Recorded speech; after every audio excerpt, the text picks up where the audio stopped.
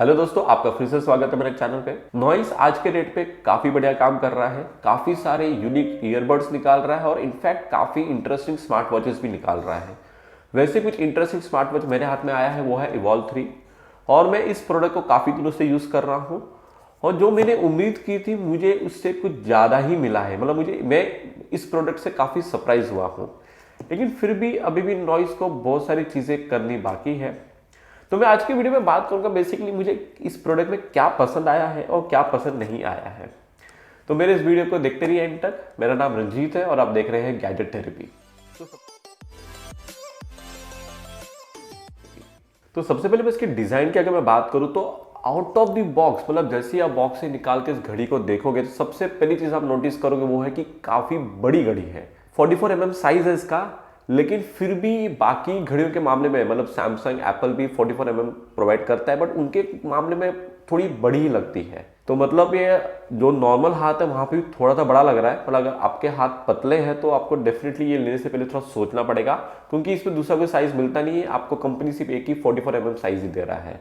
और आगे इसकी मैं डिस्प्ले की बात करूँ तो 1.43 इंच का ये एमोलेड डिस्प्ले है और एमोलेड डिस्प्ले तो डेफिनेटली आपको इसमें ऑलवेज ऑन डिस्प्ले मिलता है, जो कि बहुत ही सही तरीके से काम करता है। एक चीज और यहाँ पे मैंने नोटिस की है, वो भी आप पहली नजर में आपको समझ में आएगा कि ब्राइटनेस यहाँ पे थोड़ा ज्यादा है।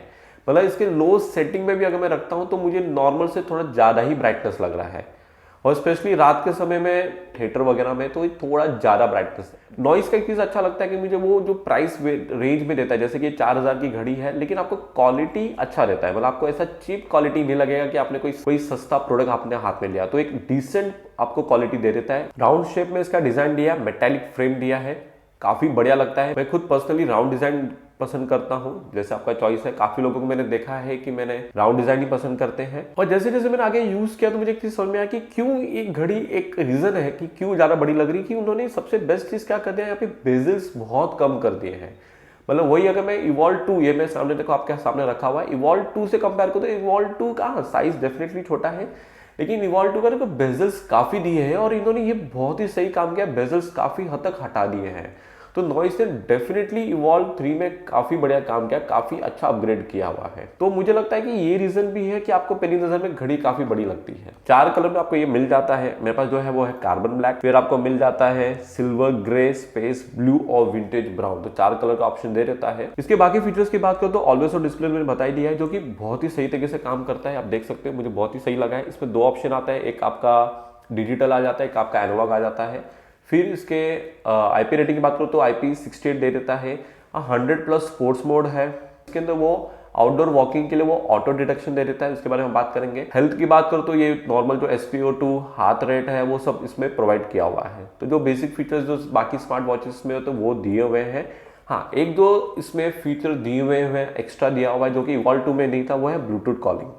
तो हम ब्लूटूथ कॉलिंग के बारे में बात करते हैं। ब्लूटूथ कॉलिंग यूज करने के लिए आपके पास 3 ऑप्शन है।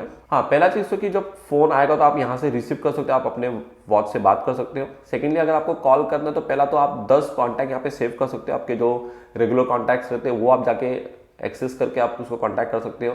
सेकेंडली, इसके डायल पैड पे जाके कोई भी अगर नंबर याद है आपको, डायरेक्टली डायल पैड पे आप नंबर डायल कीजिए, आप कॉल कर सकते हो। और तीसरा चीज, जो भी आपको कॉल आए हैं तो आपको यहाँ पे कॉल लॉग दिख जाता है, वहां से भी जाके आप किसी को कॉल करना है तो कर सकते हो। तो 3 तरीके से आप बेसिकली कॉल कर सकते हो। लेकिन मैं एक चीज यहाँ पे बोलना चाहूंगा कि मैं बहुत सारे स्मार्ट वॉच यूज कर चुका हूँ, जैसे सैमसंग एप्पल में तो ये सब फीचर्स बहुत पहले से दिया, उनके तो बाय डिफॉल्ट रहता है सब फीचर्स। आप पब्लिक में तो नॉर्मली नहीं बात करूंगी। आप अगर वॉच से बात करो तो ऑब्वियसली स्पीकर से आवाज आ रही, तो जो आसपास के लोग हैं वो भी आपकी बातें सुन सकते हैं, तो आप नॉर्मली ये सब चीजें अवॉइड ही करते हो।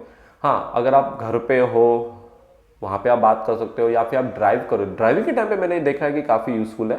ड्राइविंग के टाइम पे क्या ज़्यादा पब्लिक नहीं रहते, आप अकेले ड्राइव करो या तो आपके फैमिली वाले ही रहते हैं, तो ड्राइविंग के टाइम पे आपको फ़ोन आया तो वहाँ से आपने कॉल रिसीव किया, आप अपने वॉच से बात कर सकते हो। बहुत ही सही तरीके से बात हो जाती है, कोई भी प्रॉब्लम नहीं आती है।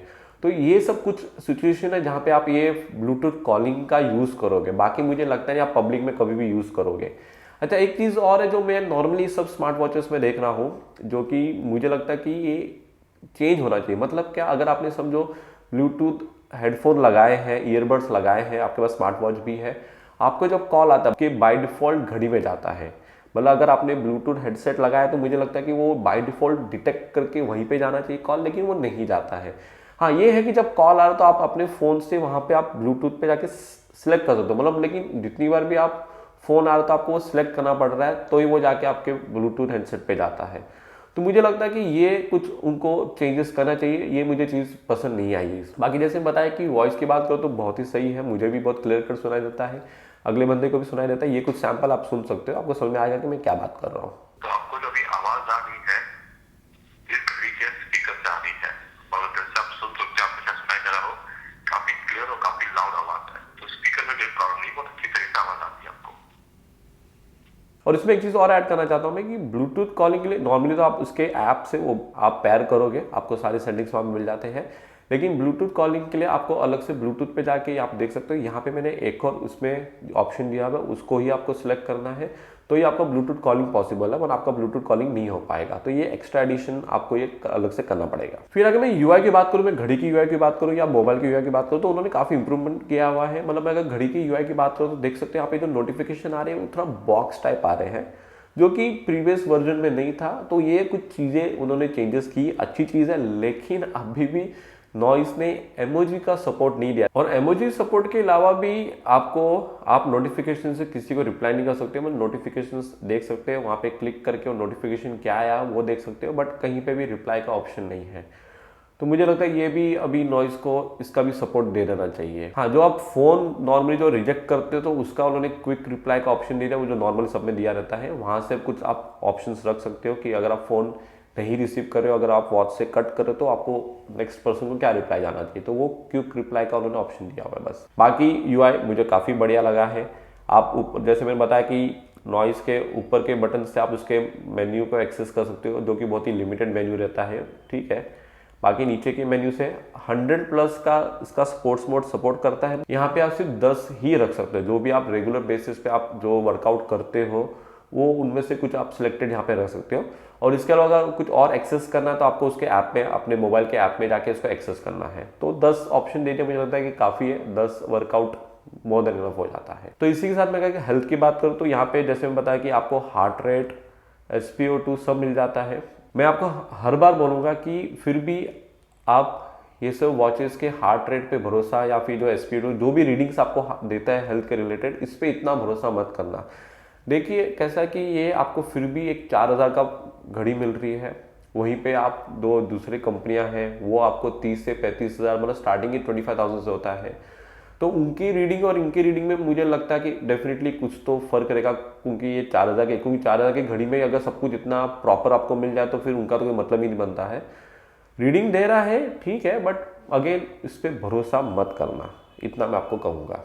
इसका जो ऑटो डिटेक्शन है जो मैं बताया था कि सिर्फ 2 ही ऑप्शन देता, बाकी किसी वर्कआउट के लिए नहीं। और आप वॉकिंग के लिए या रनिंग के लिए जा रहे हो तो आपको ऑटो डिटेक्ट का ऑप्शन देता है, मतलब डिटेक्ट करता है कि आप वर्कआउट कर रहे हो। तो मैं बोलूँगा कि 10 में से मेरे हिसाब से 4 बार ही वो डिटेक्ट करता है। तो अर्ली स्टेज में है तो इतनी बढ़िया तरीके से काम नहीं करता है। बाकी इसके आगे वॉच फेसेस की बात करो तो ऑब्वियसली दुनिया भर के वॉच फेसेस दिए हैं, वो आप कोई भी एक सिलेक्ट करो, आपको पसंद आ ही जाएगा। हाँ, कस्टमाइजेबल भी है, मतलब आप अपने मोबाइल के कोई भी गैलरी में से फोटो को भी आप यहाँ पे लगा सकते हो। और आगे मैं अगर इसकी बात करूँ तो मुझे Evolve 2 से क्या अच्छा लगा या फिर उन्होंने क्या अपग्रेड किया, मेरे को सबसे बेस्ट चीज़ तो मुझे बैटरी हेल्थ लगा है। उनके अगर वेबसाइट पे जाके बात करो तो उन्होंने 7 डे का बैटरी लाइफ दिया हुआ है, डेफिनेटली विदाउट AOD, और विद AOD एंड कॉलिंग उन्होंने एक ही दिन का बोला हुआ है। बट जैसे मैंने बताया मैंने यूज़ किया, लेकिन मैंने यहाँ से इतनी कॉलिंग्स नहीं की है, सिर्फ वो ट्रायल के लिए ही की है। नॉर्मली मैं इस पर कॉलिंग अवॉइड ही करता हूँ, लेकिन मैंने विथ AOD, जो कि मैं काफ़ी सरप्राइज हुआ हूँ, विथ AOD मेरा ये कम से कम 4 दिन चला है। तो विथ AOD अगर ये 4 दिन चल रहा है तो मेरे हिसाब से विदाउट AOD ये 5-6 दिन तो चल ही जाएगा। तो बैटरी लाइफ से मैं काफ़ी खुश हूँ, क्योंकि अगर ज़्यादा फीचर यूज़ करोगे तो हो सकता है बैटरी कम होए। लेकिन मैंने बता दिया कि नॉर्मल मेरे प्राइमरी फ़ोन के साथ कनेक्टेड है, जितने भी नोटिफिकेशन सब इस पर ही आ रहे थे, प्लस ऑलवेज ऑन डिस्प्ले भी चालू था। सिर्फ एक ही चीज़ था, वो मैंने कॉलिंग इस पर नहीं ज़्यादा किया है, बस उतना ही फ़र्क था। तो मुझे ये मिनिमम इसने 4 दिन की बैटरी लाइफ दे रही है, तो बैटरी लाइफ से बहुत खुश हूँ। इसके लिए जो बैटरी थी वो 300 mAh की कुछ बैटरी है, तो उसमें भी काफ़ी नॉइस ने इंप्रूवमेंट किया हुआ है। इंप्रूवमेंट की बात करूँ तो आगे से रेज टू वेक जो है ऑप्शन जो है वो भी बहुत सही तरीके से काम कर रहा है। मतलब आप इमीडिएटली वो रिएक्ट करता है, मतलब लैग नहीं है। बिलीव मी, बहुत सारे स्मार्ट वॉचेस है जिसमें लैग करता है, मतलब आप ऐसा करो तो इमीडिएटली वो नहीं वेक होता है, थोड़ा और करने पर ये मतलब स्लाइटली आप ऐसा करो तो आपको इमीडिएटली दिख जाता है स्क्रीन। फिर आगे मैं इसके क्विक मेन्यू की बात कर दूं तो वहाँ पे आपको का लॉक, स्क्रीन लॉक, अगर यहाँ पे आप प्रेस करते हो तो आपका स्क्रीन लॉक हो जाता है, मतलब कोई भी हाथ कुछ भी मार के आपको ऑपरेट नहीं कर पाएगा। और उसको वापस से अनलॉक करना है तो ये ऊपर का जो बटन है वहाँ पे उसको प्रेस करके रखिए कुछ सेकंड्स के लिए, फिर वो अनलॉक हो जाता है। तो जैसे बता कि मुझे ओवरऑल घड़ी ने काफ़ी इंप्रेस किया है, मैं काफ़ी सरप्राइज उस घड़ी से, मैं इस घड़ी को यूज़ करके मुझे बहुत ही सही लगा है। और उन्होंने सीरियसली काफ़ी बड़ा, मतलब इवॉल्व 2 के कंपेयर में, इवॉल्व 2 मैंने यूज़ किया तो मुझे पता है, तो इवॉल्व 2 के कंपेरिजन में मुझे तो काफ़ी इंप्रूवमेंट लगा है इसका। तो जैसे मैं बताया कि इसका लिंक मैंने डिस्क्रिप्शन में दे दिया है, वहाँ पे आकर आप चेक कर सकते हो। तो मेरे वीडियो को लाइक करना और मेरे चैनल को सब्सक्राइब करना ना भूलिए। मैं आपको ऐसी और नई वीडियो के साथ जल्दी मिलूंगा।